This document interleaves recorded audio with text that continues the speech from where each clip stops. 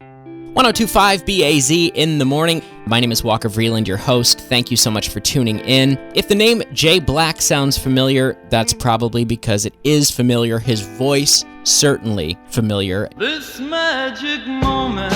Jay Black was the original lead singer and lead voice of Jay and the Americans, the immensely popular vocal group from the 1960s and 70s. His distinctive powerhouse vocals on songs that we all know and love, which happen to be some of the biggest record hits of all time. A total of 22 charted singles, including Cara Mia, This Magic Moment, Come a Little Bit Closer, Walking in the Rain, Only in America, that's just to name a few. Jay Black continues to tour and play to sold-out audiences around the world, and you have a chance to be part of one of these audiences. This Sunday, July 18th at 8:30, Jay Black will be performing at the West Hampton Beach Performing Arts Center, and this morning I have the privilege of speaking to him here on WBAZ. Jay Black, welcome to the show. Thank you so much. You woke me up. I'm never up this early. And you should have started off by saying, if the name Jay Black sounds familiar, he probably owes you money.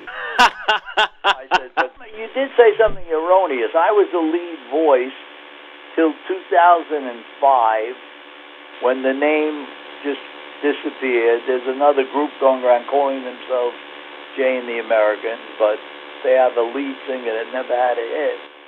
I see. Well, you know, you are known and have been known for quite some time as The Voice, and because of this, I'd like to talk about your voice. A lot of singers describe the moment in which they discovered their own voice, not just that they could sing, because a lot of people can sing, but the moment of realization that they had something, even if they didn't necessarily know what it was or where it was coming from. So I wonder how you relate to this in your own experience of the discovery of your own voice, when and how that took place, and what was it like?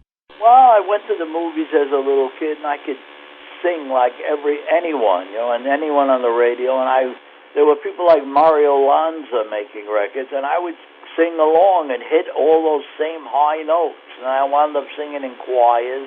Choir singers used to tell me, "Oh my God, you have a voice like a lion," And the amazing thing is, in November I'll be 72 years old, and despite the warnings I've gotten, I've got warnings from two Frankies. Frankie Valli, when we were in our 30s, we've been friends all these years, he said to me, "What are you going to do when you're 40? And I said, "I'm not worried about that, And I did a made-for-television movie with Frank Sinatra. It was the only one he ever made, called Contract on Cherry Street. He's the original guy that was known as The Voice. And Frank thought I was an actor. He didn't even have a clue until Jilly Rizzo, who was a friend of mine, told him about all the songs that I had. So he said to me, "Jay, are you the Cara Mia guy?" I said, "Yeah." He says, "How are you going to hit those notes when you're 50? I said, "Well, maybe I'll be dead." But here I am, and for some reason, thank God my voice just stayed with me. It's part of my body. Did you say it's the happiest part of your body? The healthiest. Healthiest. I guess happy and healthy are synonymous. Each time we part, my heart wants to die. Yeah, so I'm interested. How is it that you can still hit those notes? What do you do? No idea. I don't warm up. I don't sing till I hit the stage. It's something that nobody can understand. Like I told someone just recently, I don't sing in the shower. As a matter of fact, I told them I don't even shower. I just wanted to keep them away from me, so I said that.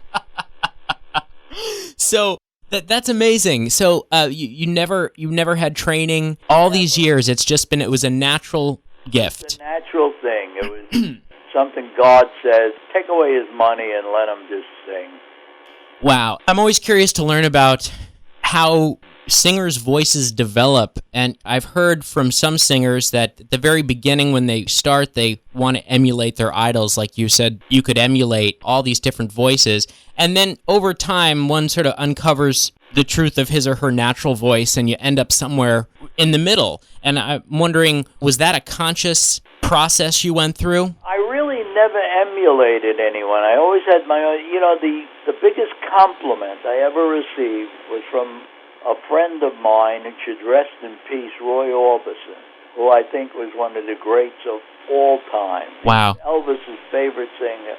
And it was 1964, and I was sitting in the dressing room with him. And he said to me, you know, Jay, I sound like you. I said, Roy, I sound like you. And a lot of people hear the similarities in our voice.